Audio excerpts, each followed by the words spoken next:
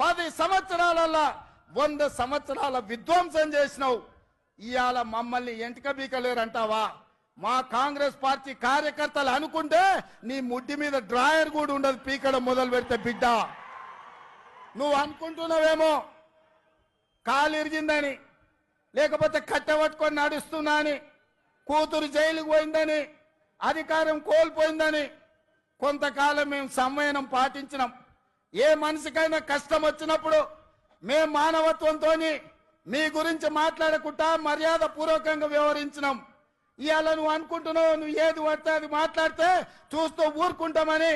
చూస్తూ ఊరుకునేటోడు ఎవరు లేరు. నేను పెద్దలు జానారెడ్డి గారి లాగా కాదు, నేను రేవంత్ రెడ్డిని బిడ్డ. అంగిలాగు ఊడదీసి నువ్వు మాట్లాడే లత్కోర్ లఫంగ మాటలకు చెర్లపల్లి జైల్లో చిప్పకూడు తినిపిస్తా బిడ్డ. నువ్వు అనుకుంటున్నావేమో